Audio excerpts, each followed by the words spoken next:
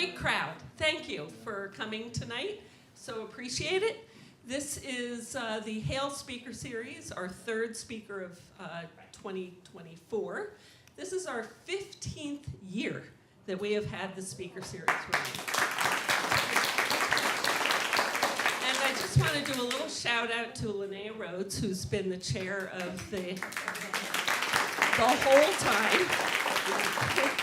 And the friends who have supported us so thoroughly through all of this. Thank you. So tonight, I think you probably all know who our speaker is. It's Lauren Barr. And Lauren graduated from Westfield High School in 1998. All sorts of thoughts going through my head, I won't say them. She has been with the Westfield Leader for 23 years. She started when she was 5. So Lauren is also the mother of 4 children, president of the Westfield Rotary, on the board of the New Jersey Press Association, and president-elect of the JCC. And in her spare time, she runs a newspaper. Lauren isn't just somebody who runs a newspaper, she is an award-winning journalist and photojournalist. So thanks for coming tonight, and now let's welcome Lauren.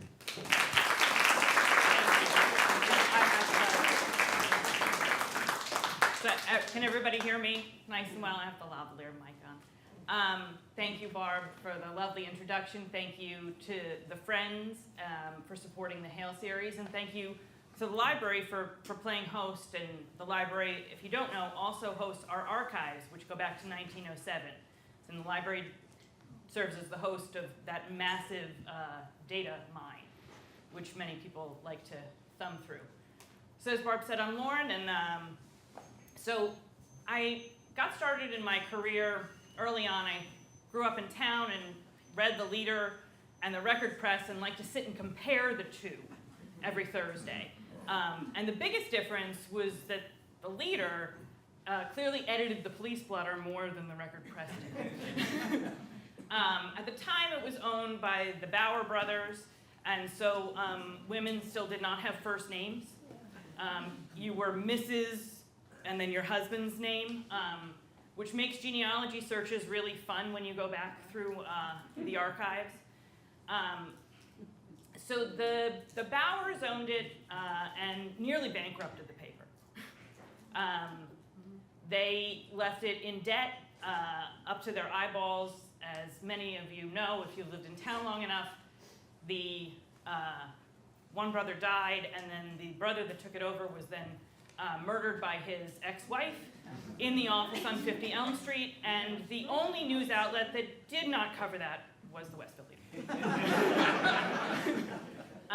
Mrs. Barr was very appalled and didn't allow coverage of it in their own newspaper. So Gail Booth actually had taken all of the clippings from all of the national newspapers and brought them into the office, and I have that as part of the collection because it's the only thing missing from our archives.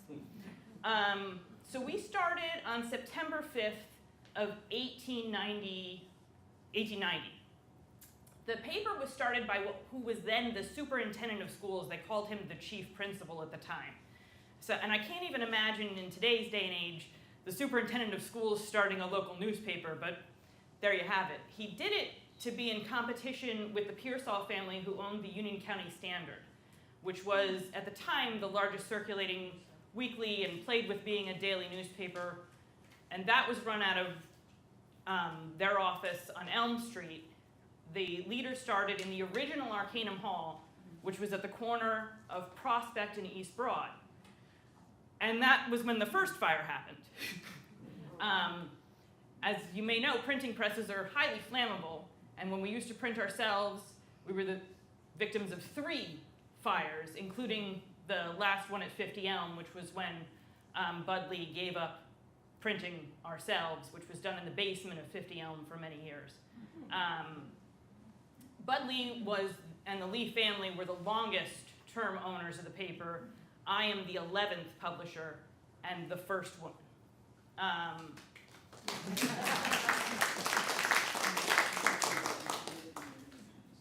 So I was home one day reading the Leader, and there was an ad in the classifieds that said reporter wanted to cover Mountainside. And I really wanted to be a writer, and I was putting myself through school at Union County College, and I thought, well, this is great. I'm gonna be a writer, and somebody's gonna pay me. And I went to the first Mountainside Council meeting, and I had no idea what I was doing. And it was about 10 minutes long, and if you've ever been to Mountainside, Bob Viglianti was the mayor at the time, and he pulled me aside and he said, you're just a cubby. Let me tell you everything that's going on here, and you can write your story. And so, yeah, I did that, and the next week, the president at the time of the Board of Education in Mountainside got himself into quite a bit of trouble by becoming suspended from the practice of law and was later disbarred. So I fell into this news cycle and news story that I fell in love with.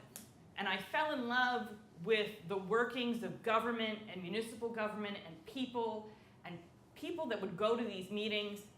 And one of my favorite things was when there was never anyone that came to the Mountainside Council meeting. And suddenly 2 residents showed up. And I was so excited. I'm like, oh, finally there's public comment. And I was watching my counterparts in Westfield where people were always active and engaged. And I'm like, I never get any action here at Mountainside. And 2 people showed up, and the guy got up to the microphone, and Bob Viglianti goes, Bob, we already fixed the sewer. We're gonna get the engineer out there next week. I'm taking care of it. You can sit down. I'm like, oh, man. So there wasn't a whole lot of meat. And then through happenstance, Paul Payton was the longtime editor of the paper, and he left to go work for Rich Bagger. And Horace emailed the staff and said, does anybody want to come in and do some copy editing? I thought, I can do that. And so Horace gave me a shot, and my second week in the office, he said to me, you gotta go to town hall right now. You gotta go to Westfield Town Hall. There's a ward commission hearing, and you gotta go cover it. I had no idea what a ward commission was and what I was doing, but there I was in the middle of the ward commission where they were deciding how the boundaries would be drawn up for town, and it was quite contentious because there's a neighborhood, the Kakiola neighborhood, which is predominantly African American, was still into Ward 2. And 2 of the ward commission members from the Board of Elections wanted to keep it there, and 2 did not, and the town clerk had to cast the deciding vote. So this was my foray into the inner workings of politics and municipal government, and I had the opportunity from there to do a lot more things. I then became the assignment editor and bounced around a while, and then had the opportunity to cover a lot of really interesting things. Got to Horace was very passionate about preserving the history of the paper and marking time and making sure that we were capturing the essence of what happened in town. And he taught me a lot about what it meant to be the paper of record.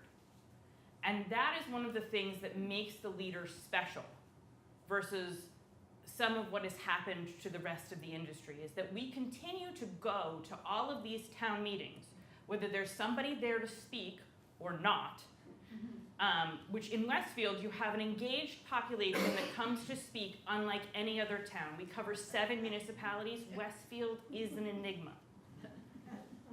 As evidenced by this crowd tonight, you have an engaged citizenry here in Westfield unlike any place else, and it is amazing. And it is because of that engaged citizenry that we are successful as a newspaper. While we've watched 64% of weekly newspapers in this country close, the Leader remains.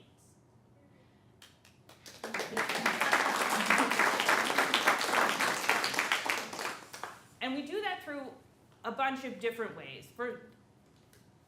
There's no argument about it. Newspapers survive on advertising dollars. We have a core group of advertisers who have been with us a long time.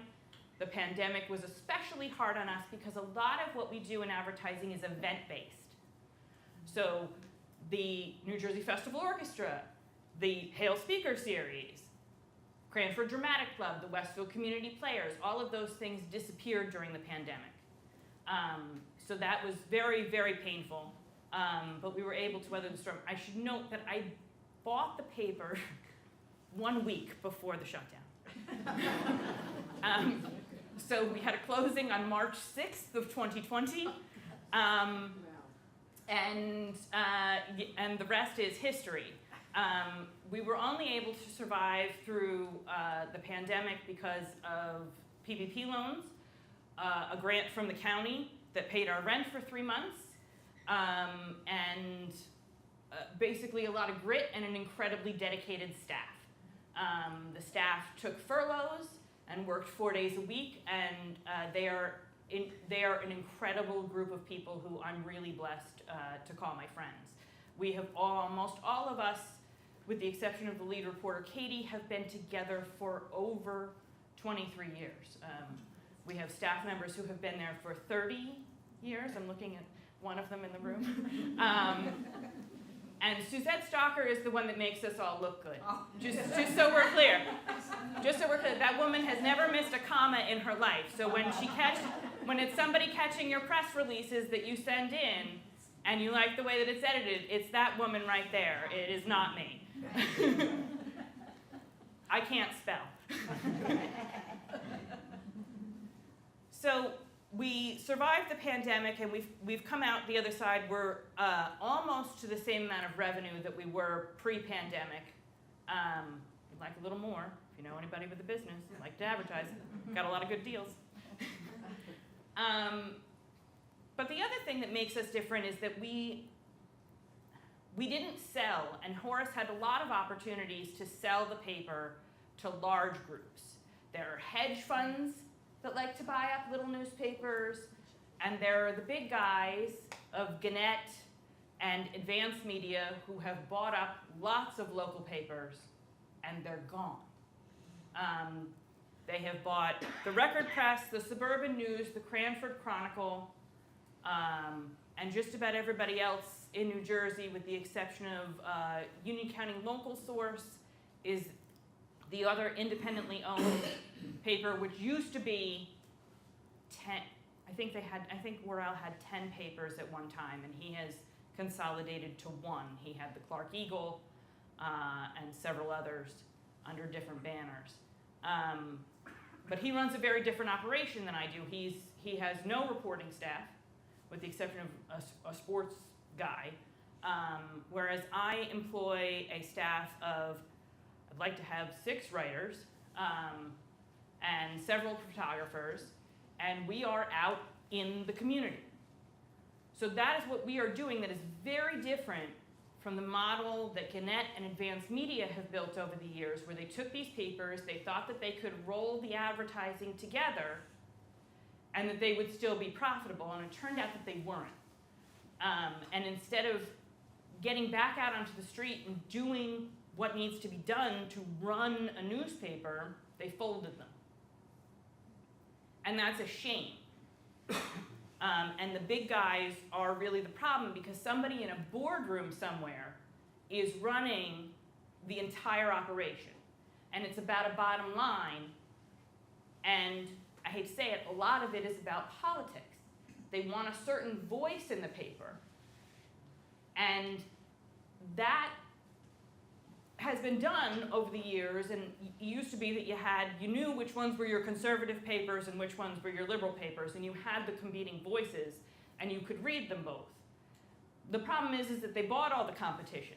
So it's you really only have 2 voices left in print media, because you have Advanced Media, which owns the Star Ledger and the other papers that all look exactly identical to the Star Ledger, and Gannett, which owns USA Today and all of the other papers that look exactly like USA Today. Because if you go into a store that carries multiple papers, you will see that it is the exact same front page. So we still have 2 newspapers. I have the Westfield Leader and then the Union County Hawk, which used to be called the Scotch Plains Fanwood Times. And we work really hard to have 2 sets of content.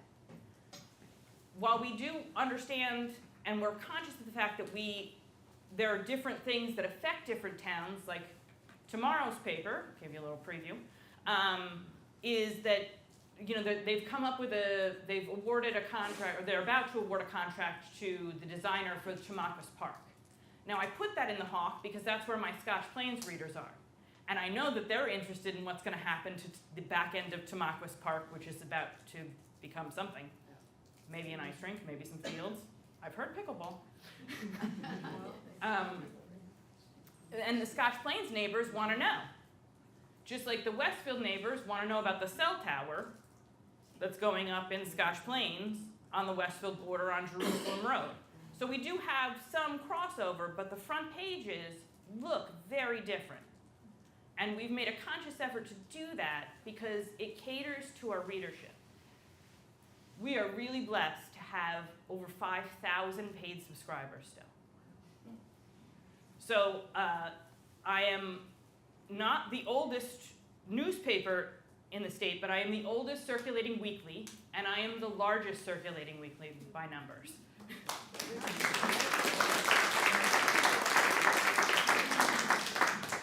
And we've worked really hard to do something else that the others are not doing, is that we've remained committed to print. And I will remain committed to print so long as I have those subscribers. And we offer a digital-only subscription. Of the 5,000, you want to know how many digital-only I have? 96. And it's really a handful of people that still love Westfield and don't want to wait the amount of time that it takes to get to Arizona and California and Florida. Because the US Postal Service is not so reliable. And we track it. I have a couple of people that call. We have a gentleman in California, calls me every couple of months and tracks it for me and says, you know, I got one in 3 days, and then 6 weeks later, I got 4 issues at once. So we don't know quite where they go, but they take their time. And that, the post office has been an enormous challenge for us.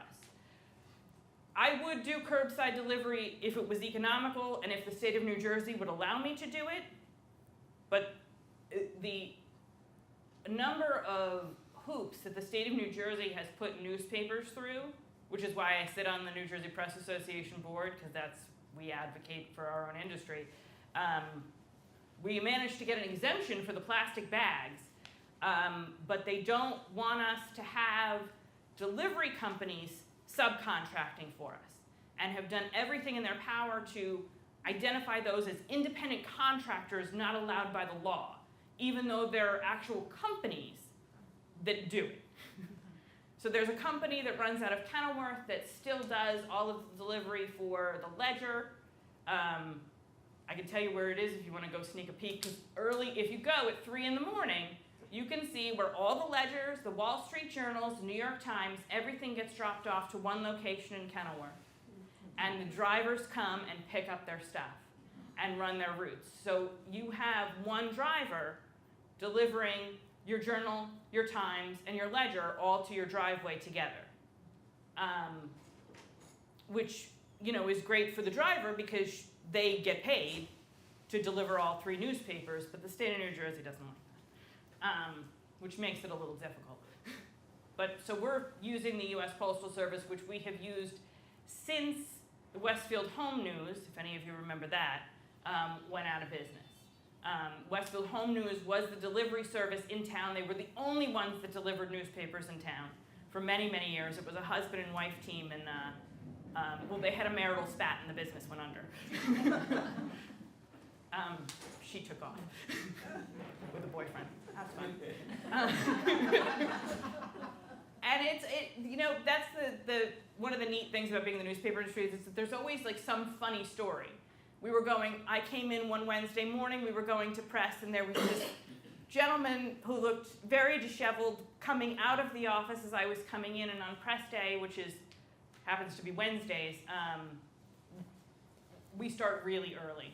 So I walk in the office roughly 7 a.m. My sales manager is already there, and if he doesn't have the coffee ready, there's a lot of problems. Suzette's supposed to get in at 8:30. It's a running joke. Jeff and I usually, my sales manager and I usually have a quarter on Suzette's time on Wednesday. And he would have won this morning if he had put the money on the table. I was there on time? You were. And we start rolling in. The stories roll in overnight because every municipal government likes to meet on Tuesday nights, which I am not sure if that is a function of the press schedule or the press schedule was made because of Tuesday night government meetings. Westfield Board of Education, Westfield Council, always Tuesday nights, has been for longer than I can remember. So the stories roll in overnight from the reporters, and we start the reading process, and usually the inside of the paper is already done when we leave on Tuesday night, typically. Not so much this morning, that's another story. But days go like that. And then we finish the layout of the front pages, they get proofed, they go up to the printer. The printer wants the back section early. They run those plates. It is still the old plating process that you saw in every movie you've ever seen about a printing press. That is it in real life. We have been out to the presses at both Gannett and we've been to tour the Ledger Press. It is exactly like it is in the movies. That industry has not changed. They come in on gigantic rolls. It goes onto these enormous machines. The plates are now digital, so that is the change of the technology. So the plates, which used to be, the full scale, when I started in the industry, we were still running full scale plates. They're about this big now. And they go on to the printing press and are enlarged through digitization, and the ink runs, but those presses look exactly the same as they did 100 years ago.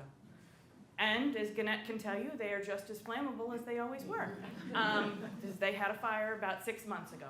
That was fun, always on a Wednesday morning.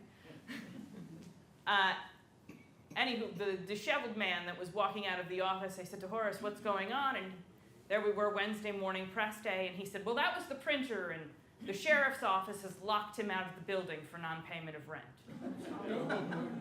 And I said, well, what are we, but it's press day. And, Horace taught me so much about remaining calm under pressure and running a business that you couldn't panic. So he called our business manager, Rob, and woke him up. And if any of you have called the office and you get the gravelly voice on the phone late at night, you know that Rob works the late shift. He's the guy after 5 who handles all your subscription needs. And he's very chatty. So you have to bank like a good 10 minutes for that phone call. So we woke Rob up and got him down to the office and started calling around. And at the time, there was still a printer, which you might remember, off the Garden State Parkway in Hillside, that was the printer of all of the circulars. And they agreed to take us in at the 11th hour. And this was really on the cusp of the change of technology. And we were one of the first papers to say, we want to send a PDF. And the printer was going, well, what is a PDF? And how do we do that? So we were doing things with technology and high resolution on a cutting edge basis. Now, the technology, to watch the technology grow over time has really been remarkable in what's really sort of my short career in the industry.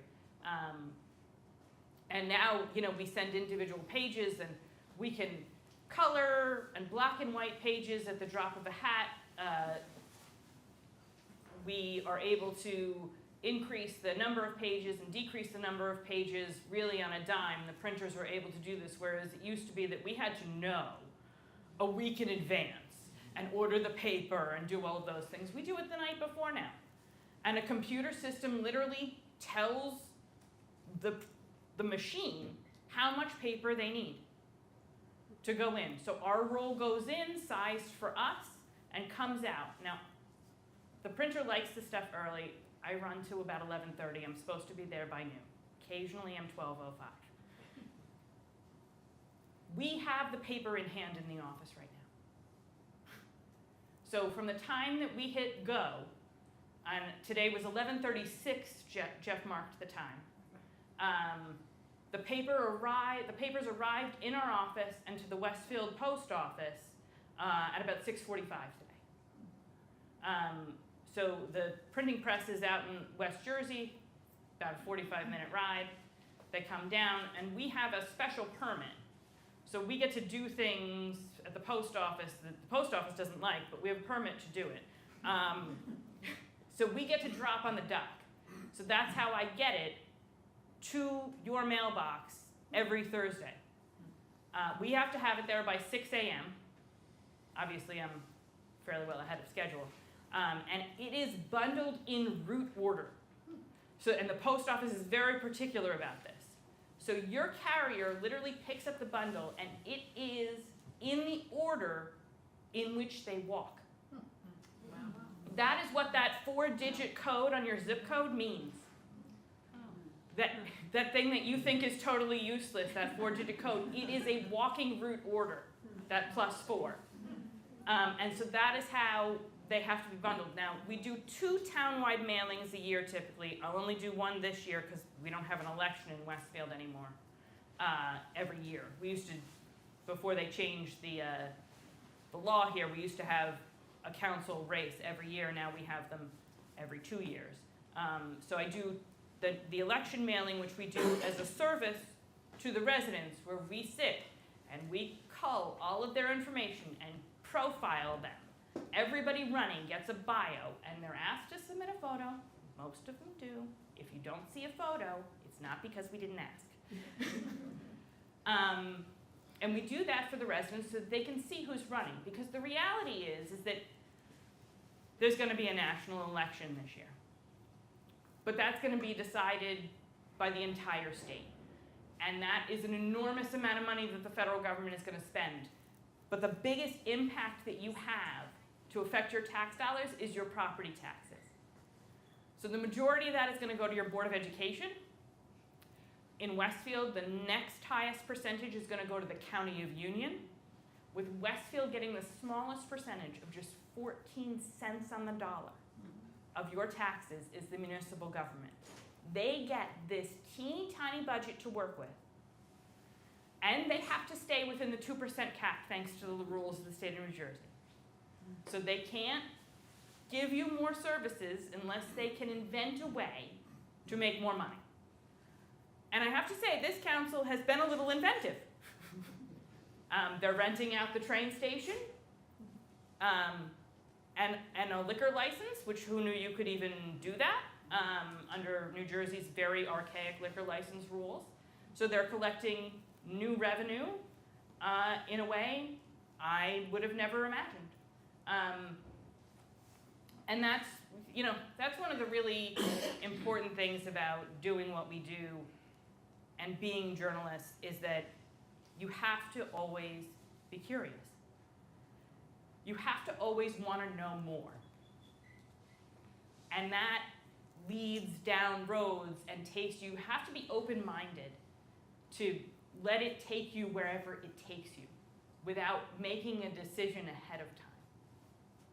And that's the other thing that I get a lot of positive feedback on about the paper, is that, and I charge my reporters, my front pages are for news. Those are the facts. It is what happened, and that's it. You can think and have whatever opinion you like. I don't care what your politics are. It doesn't go on my front page. The editorial pages are where the opinions go. And that is something that I think is missing in a lot of other newspapers across the country, is that they have lost sight of the fact that you have an editorial section where the opinions go and the facts section. And certainly cable news television has completely lost sight of that, because it is all opinion all the time, and people take it as fact. The other thing that we're doing is we're using social media to our advantage. We link back to our own site. We link back to advertisers. I have a pretty strong following on social media. My children tell me that they need to take it over, and I'm probably going to do that because they now know more than I do, even though I have had a Facebook account since before they were born, but apparently Facebook is something for our generation, and I am told that I now need to be on Threads and some other thing I've never heard of. The technology is evolving very quickly, and we are doing our best to keep up with it. But I don't pay a whole lot of attention to the social media. It's really just an advertising modality for me. And that's what I consider. I use it to the best of my advantage to communicate, to put out stories, you know, when people share them. One of the initiatives that I brought to the paper was that, I don't, if you had seen the website under Horace, and it was something that he and I battled long and hard about, it looked like the website that he built in 1997. And that was problematic for me. So we've undergone a huge change in the website and in our subscription system. Horace was a coder and a programmer, and he built the subscription system that I was using when I walked in, and I discovered that there were other people who had built more modern things. So I pay them to manage the subscriptions, and it was a rough transition. So if any of you had difficulty with it, I thank you for your patience. It's all fixed now, and you're able to subscribe, renew, whatever online, and get your digital edition. But each story also becomes its own link. So there is a program that runs in the background. I upload the PDFs, and it takes the newspaper and scrubs the entire PDF to make each story its own clickable link. So I don't have to do all the work of the copy and the paste. So every press release, every byline story, everything becomes its own shareable thing, which allows us to move through the internet and social media and rank on Google and SEO and all of those fun things that nobody really understands, but we all do it anyway when you own a business. So, you know, I think Westfield and the support of the paper is what has kept it alive, but I think continuing to have an office presence with an actual staff who's going to meetings, who's interacting with residents, who's visiting local businesses. I mean, we're on a first name basis with all the waitresses at the Westfield Diner. You know, everybody knows our faces and our names, and that is what keeps us in the community, and we're here for the community. We love all of the press releases from the library and 4 Centuries in a Weekend and the Historical Society, and we love to have, you know, and we jockey for page space of what's going above and below the fold, and there's a lot of arguing in the office of who needs more room for what, and the Yeoman's job of sports that is Dave Corbin, and he is incredible. He was going out to a game this afternoon after we put the paper to press, and he's doing a doubleheader of football tomorrow with a 4 o'clock game and then a 7 o'clock game where he'll get 3 of our 7 towns. And he will come in and he works 7 days a week.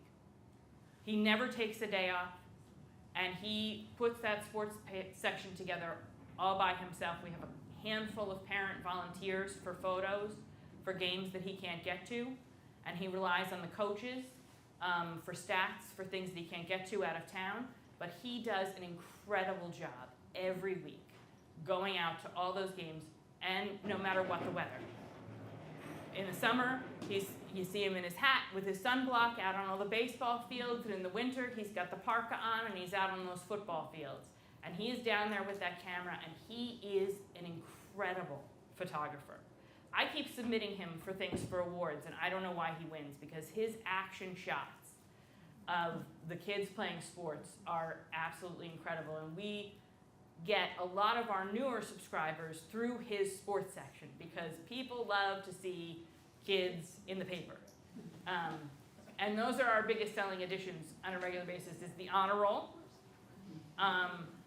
And anytime there's an event with kids, there was an event here at the library for Maker's Day, and we had this really adorable kid on the front page. The father went out and bought 100 copies of the paper and cleaned out every store. And he finally came to the office. I said, if you'd come here in the first place, I just would have sold you the bundle. You didn't have to go to every store. I could have saved you the trip. But he was so excited that his son was on the front page of the paper. That, you know, kids and babies and dogs sell papers. Still very popular, but that's part of what we do. It's part of the community, and it's, you know, and it's a joy to do it. And I'm just the person who's really, really passionate and just a little bit nuts to still want to own and run a newspaper. You have to be really passionate to do this, because you also get yelled at a lot. And one of my favorite things to say is that if we've made both sides angry, we've done our job. We're 100% right. If I've only made one side mad, we have done this badly. So as long as, and that was very true during the turf field and during One Westfield Place. Everybody was mad. And I was happy with that, because if everybody's mad, that means that all we did was report what happened and nobody likes it. I can't change that. We do write editorials still. I will not endorse a candidate. There were many other publishers that did over the years. I don't think it's appropriate. I think when we have local elections, that you have two neighbors running against each other. Especially with the way the Westfield is divided into wards, we've literally had people living across the street running against each other for office. And they're really just, they're volunteers. We don't even pay our council people or the Board of Education members. They get nothing but a lot of phone calls. And it's not, they're people willing to volunteer to give back to their town. Whether I agree with their vision or not is really irrelevant at the end of the day. It's what the voters want. And they will decide if I present the facts. I don't have to tell people who to vote for.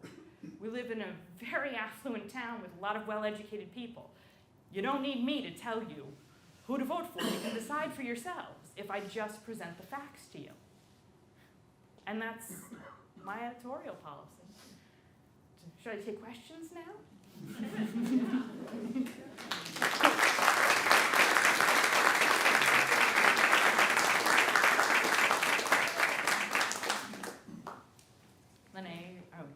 Barb's going to handle questions. Time for questions. Do you want to try just talking, or do you want to use your... Well, you mentioned the child on the front page of the paper. I thought there was like restrictions about photographing kids. Do you have to get waivers for that, or no? No, so the rules are that if we are in the public domain, if we are on public space, we can photograph. Now, our staff walks around with very identifiable press passes, and even during the pandemic, we had press masks, and they often wear shirts and other stuff, and we will typically ask, because we don't want to seem creepy. Especially in the summer, like we'll stop in at Memorial Pool, but when we're on public property, we are technically entitled legally to photograph whatever we want.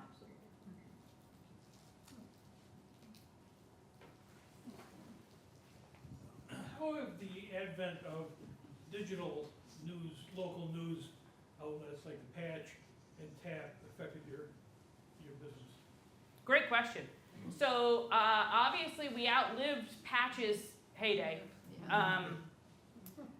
You know, they had a local editor, and they gave it a go, and sold out to the Huffington Post and are a shell of what they aimed to be. Tap is a franchise. I think that Jackie Lieberman is the longest serving single owner of a Tap. She's been the most successful of their franchisees in our other towns. We've watched their people come and go. I don't consider what they do what I do. And I'll tell you why. So we compete for advertising dollars in a certain sense, except that I offer what I consider to be a larger advertising package than they do, because you get the print in both papers, plus you go on the website, and our page views are roughly double what theirs are, what they advertise themselves to be. So we have more readership, and I think you get a better bang for your buck with me. It's never really been a particularly competitive business. They have a different news mentality than we do.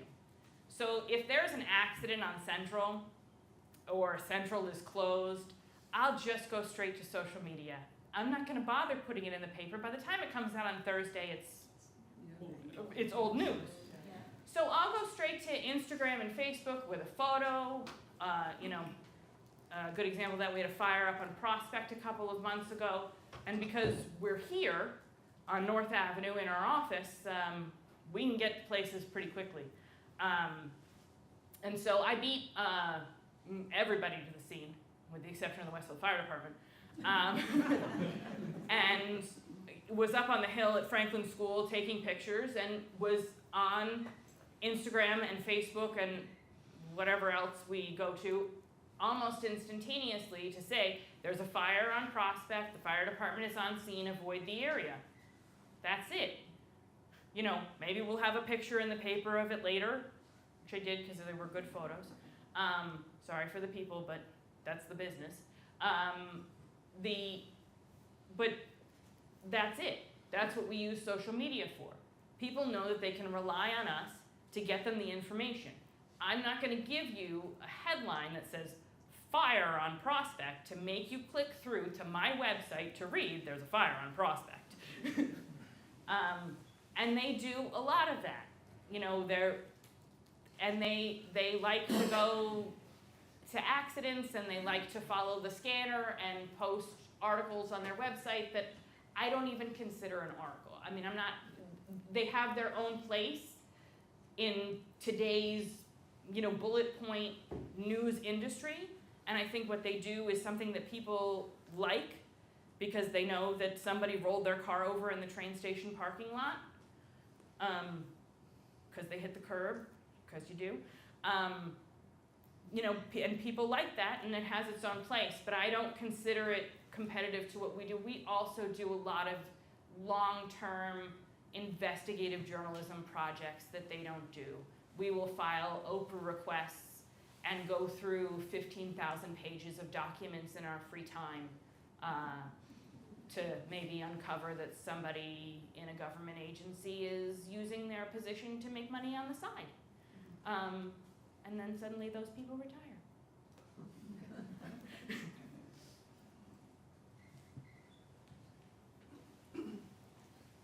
My husband and I have noticed that there's a lot less letters to the editor. What's your thoughts on that? I have noticed that too, and it's annoying me. Us too. I don't know why. I find it troublesome. It's either that people are becoming more complacent or happier, perhaps. But I doubt that. There's nothing that we have done. We've not changed our policy at all. I can't remember the last time that I rejected a letter to the editor. Rejected a bunch of candidate statements, but not letters to the editor from the citizenry. So no, I wish that there was more. I actually got a letter from a gentleman complaining about there not being enough letters over the summer, which I did run. I wish that there were more, because I have always enjoyed them. So actually, I want to say something about that, Lauren. So I don't live in Westfield anymore. I live in a small little town up in Morris County. And I've gone to our town council to complain about communication. And I've named the Westfield Leader. I said, I still get the Leader, and I can read different opinions in the letters to the editor. So I'm not just reading what the town council wants to put out.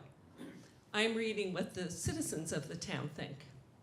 And I'm reading what a newspaper says about it. So as someone who has no paper and am totally annoyed, I'm not willing to open one, but We can please talk. tell your friends and neighbors, read it, write. Whatever it is you feel, write about it so that your other neighbors can learn. It's like, it is an incredible, what you bring to the town, what the leader has always brought to the town is amazing, really amazing. So I was gonna say that at the end, but since it was brought up, I just wanna urge you, write. Tell your Please. neighbors to write. Right, I want to hear. Mercedes. Good question. How would you characterize the engagement of surrounding towns that you cover? And the people who, are they big subscribers? You know, people from Cranford or Garwood. I do see letters from Garwood occasionally. Garwood, they're a very politically charged little borough. They have really gotten into it with each other in this election cycle. As a matter of fact, that is one of the candidate statements that I rejected, because I will not accept personal attacks on each other. You can do that on Facebook, which is the wild, wild west of free speech, but you're not going to do it in my paper. You want to talk about the issues? Great. Let's talk about the issues. You're going to be in charge of a $50 million budget. What are you going to spend it on? I don't care that you don't like Susie and how she bakes her cupcakes. So the Westfield is still our largest bulk of the subscriber base at about 3,000. So we roughly run 1,000 in the other towns. Cranford has been, people begged us to come into Cranford when Advanced Media folded the Chronicle, but it's a tough nut to crack for subscribers. We've done townwide mailings and picked up 0. Whereas I'll do a townwide mailing on October 31st in Scotch Plains. We'll usually pick up about 12 new subscribers through that modality. Cranford is not an engaged citizenry. They have 2 people that go to every meeting. And I mean every meeting. And it's the same 2 people. And they are the only 2 people that engage, and one of them is running as an independent for council. He is writing candidate columns. You can read all about him. And the other guy is a subscriber, but calls me and tells me how much he doesn't like me on a regular basis. So that is their engaged citizenry. Cranford is an interesting municipality to watch because they often change political hands in every cycle. And they are one of the only towns left that runs under the committee format of government, where they select their mayor from within their own ranks. So you don't vote on a mayor in Cranford, you vote for your committee person. There's 5 of them, and then they'll choose their own mayor. So it's kind of like choose your own adventure, because you don't really know who's going to be running the show based on the election. And they swap political parties almost every cycle. And so a lot of things get stalled in Cranford, and that's how they ended up in a terrible builder's remedy nightmare. And that's part of the reason that they have the flooding problems that they have, because they ended up, Westfield, you can hate the affordable housing and the development all you want, and trust me, nobody hates looking at the thing at Williams Nursery more than I do. Every time I drive by it, it literally takes my breath away. I was up there the other day, and once again I was like, but this is the law of the land of the state of New Jersey with the affordable housing. And if you don't have a plan and you don't have it set aside, like Westfield had set aside Williams Nursery and the property here on North Avenue and the other plots of land that have been set aside over the years, the builders will come and sue you, and they will get enormous projects. That is how the Birchwood development got done in Cranford, and that is absolutely causing the massive flooding. And there'll be an article in tomorrow's paper about the properties that the federal government is now going to offer to buy from private residents to create blue land that will never be built on again, because it is flooding so badly by the Rahway River.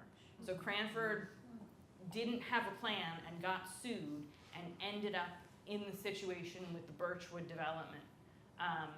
And because they were protected and had a plan, they were able to get the Walnut Avenue piece down from the 900 that Harts Mountain wanted to build to 300 and change plus a warehouse building. Neighbors aren't crazy about the trucks, can't blame them, but it wasn't 900 units.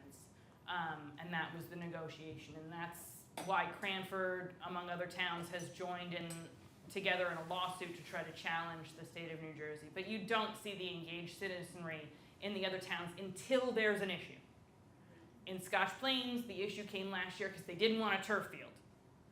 And man, they were really serious. They went out, they canvassed, they got it on the ballot when there was no municipal election and got the turf field shut down on Hetfield Avenue. So they engage when there's an issue, but in the general scheme of things, they are not nearly as engaged as the people of Westfield. Lauren, I know that the Press Association proposed drastic changes to the Open Public Records Act, Oh yeah.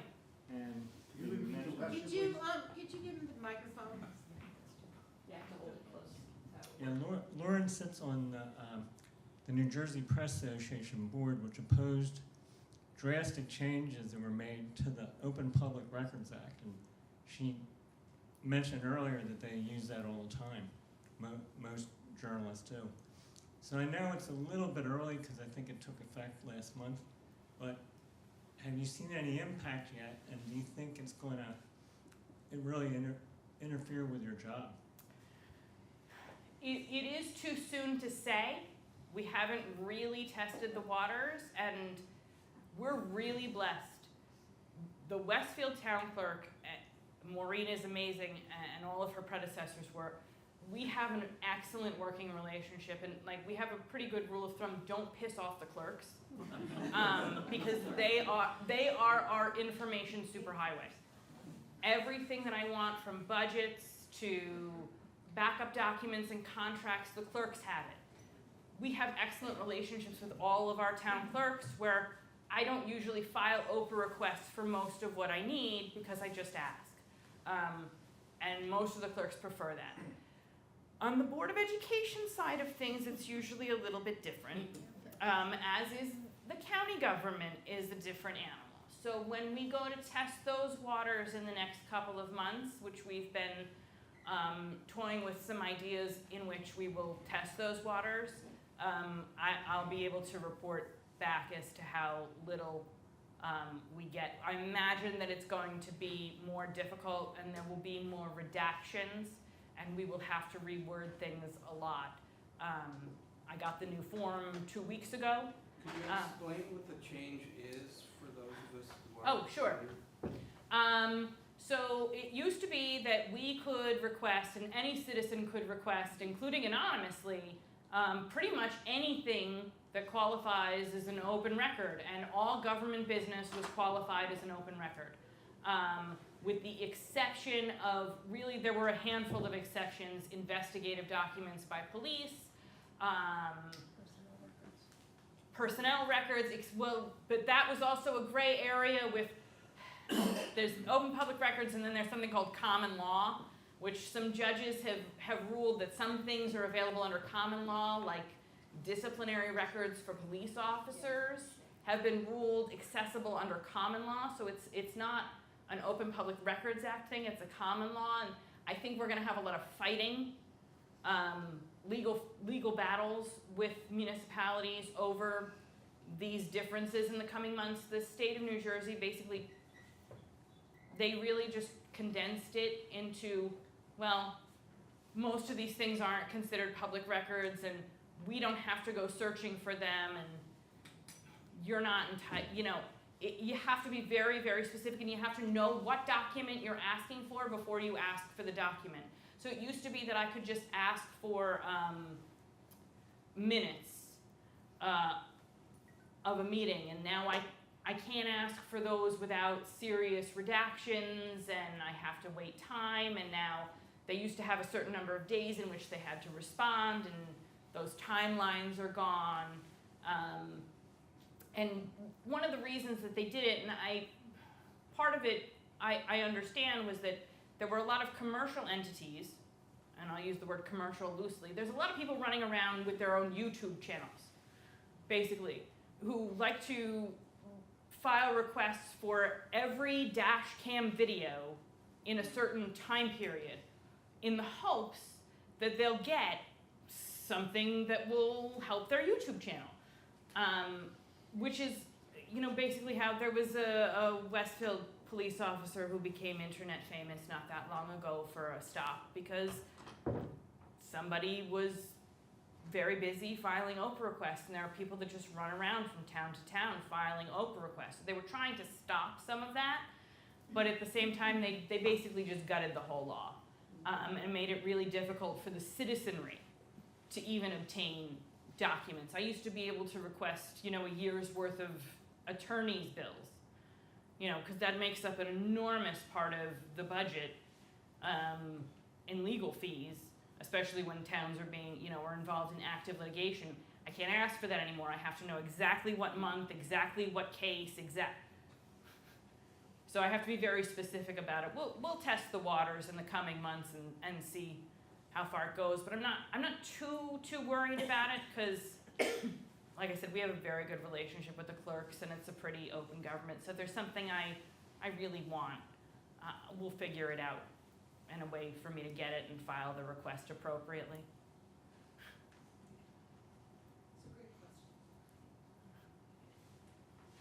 Anyone else?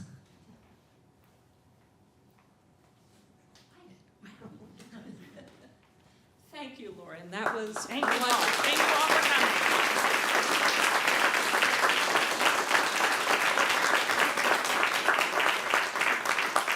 And you did it all without any notes. I'm impressed.